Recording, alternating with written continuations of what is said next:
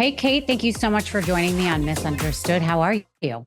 Yes, thank you for having me. I'm doing well. How are you? I'm great. I feel like it's such an honor to meet you. You are such a well-respected journalist. And in this day and age, I feel like it's very hard to find actual people that do this for a living because so many people have become journalists in social media. They're covering things like they have all the inside scoop when they're getting it from people like you. So I wanted to say thank you. And I wanted to have you on to really talk about the details of how you kind of investigate stories, get them into print, and then how that translates on screen for us all to enjoy. So I think you're fascinating. So again, thank you. Yes, of course. And I love talking about kind of the process and helping illuminate how it all comes together. Yeah. So actually, my first question is, I know you're at Columbia University right now, taking time out to do this fellowship. Can you tell us what you're doing there?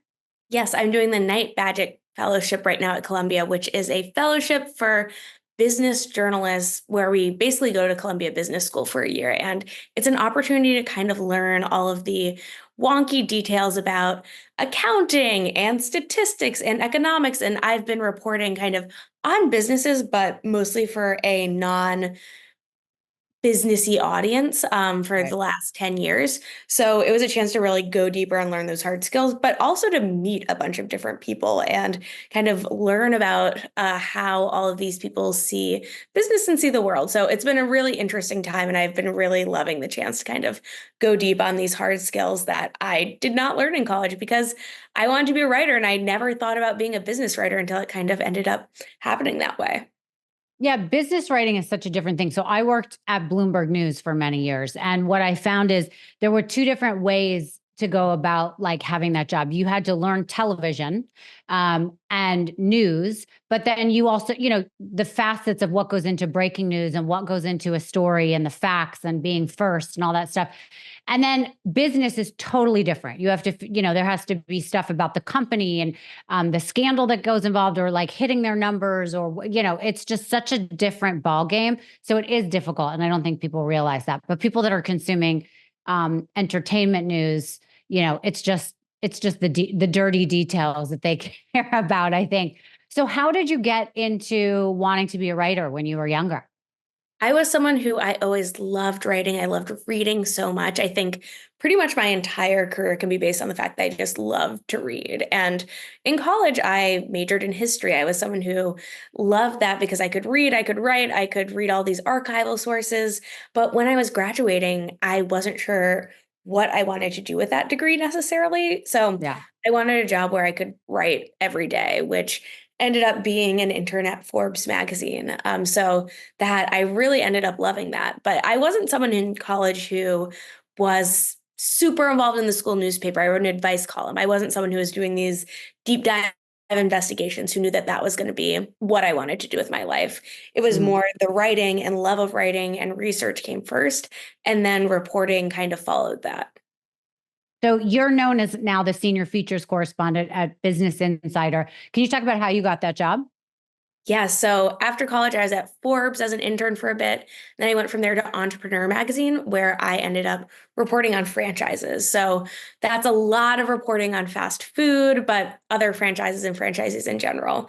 And then Business Insider around 2015 reached out to me and said, hey, like, we want someone to write about the business of fast food. And I had some background doing that. And I loved writing about fast food as a business because I think that that's something that everyone can relate to and everyone's interested in.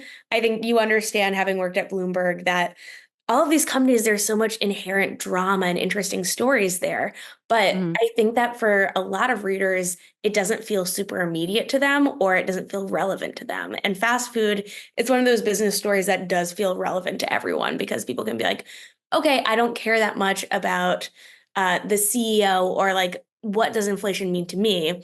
But then when Right. you say, oh, this is going to increase the price of your hamburger by this much, that impacts everyone across the country. Yeah, it's interesting. I think in fast food, people started paying attention, or at least I started paying attention a lot more when that guy, now I'm going to forget his name. He's dead now from cancer, but Morgan Spurlock Oh, yes. Yeah, yeah. did the fast food. Yes. And what was that called? Fast Food Super size Nation, me. Super Size Fast Me. food Yes. nation. Okay. Yeah. Yeah, and that was a crazy inside look into what fast food does for you. I mean, that's one specific angle. Yeah. But I found it fascinating. And then I think people are kind of wondering, did he die early because of, his exposure to fast food? Were you doing the covering of that stuff when that movie came out? I was a little bit after the movie, but I think that the impact of that movie was so great on the industry, Yeah. where for so long, I think these companies were like, okay, all customers want is like, how much bang can they get for their buck? Can they get more, more, more for less money?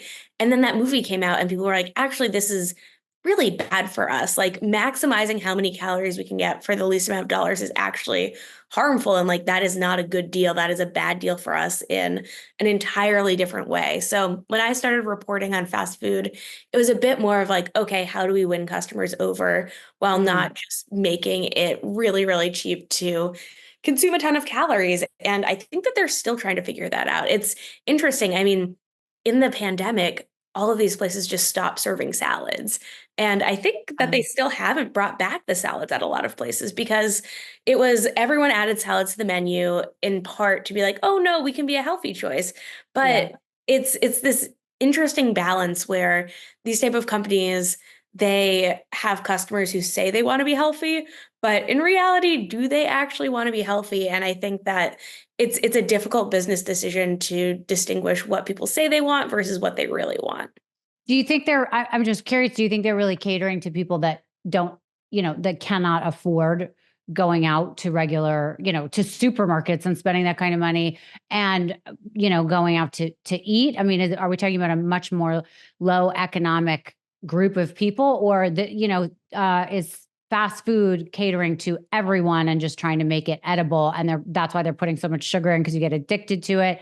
I mean, there's so many different things that I know people there's say so about it. much there. It's fascinating and it's a little bit different for different chains. I think that they ultimately are trying to cater to everyone. And like Yeah. that is always the goal because if you have a customer who is only going there because it's the only thing they can afford, then if you raise prices a little bit, then you lose them and then you don't have Yeah. anyone shopping there. So I think all of them are trying to maximize, but it is sometimes, I mean, when the economy is tough, you have more people going to McDonald's for a little bit of time. Like it's all this kind of like interesting series of checks and balances there where it's a fascinating business to write about. And I really enjoyed writing about it. And then I kind of went from that to doing more long form features. And then that turned into doing more investigations as well. And I mean, one of the first big long form things I did was about McDonald's CEO who was basically ousted in this sex scandal where it was all of this wild kind of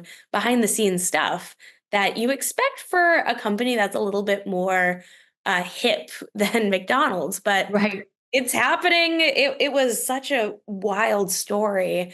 And I was like, what is actually going on here? So that was one that one of my first bigger So, features. so had the news come out that he was already ousted, and then you were like, let me go down this rabbit hole and see what happened?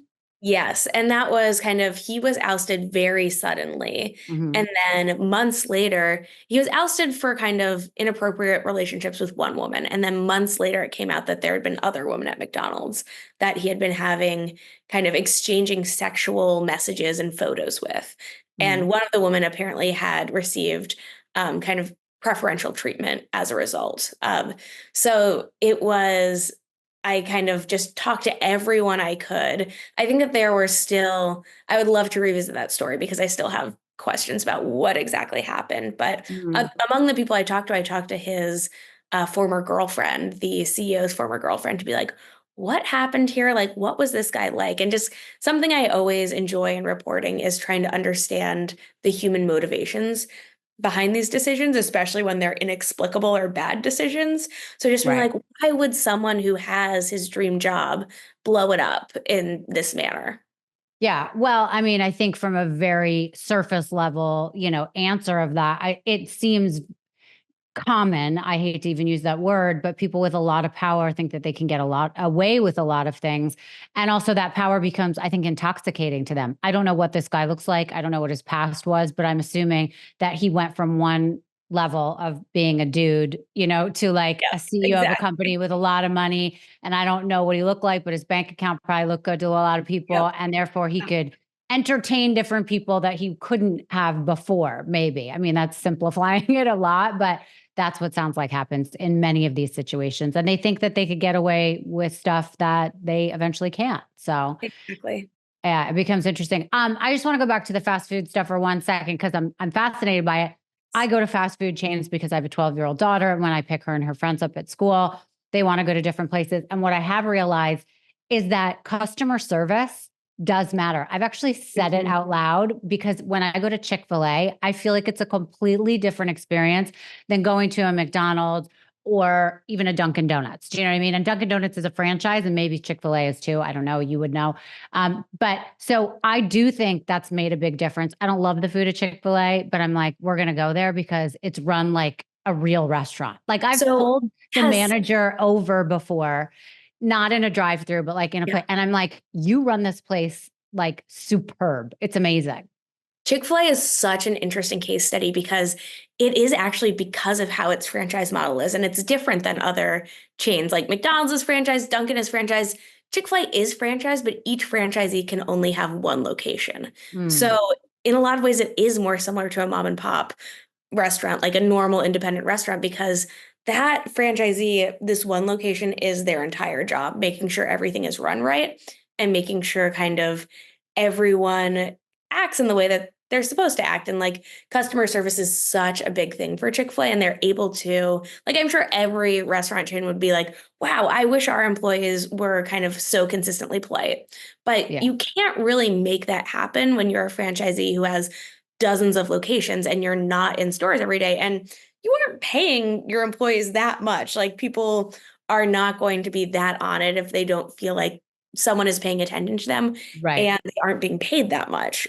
So I think that Chick-fil-A has really done an amazing job in terms of thinking about that in terms of customer service. They regularly kind of rate at the top of all of the chains for that. And they are one of the most profitable fast food chains as a result. And I think a big reason that they're the most profitable is that customer service. Yeah, amazing. And it's definitely noticeable.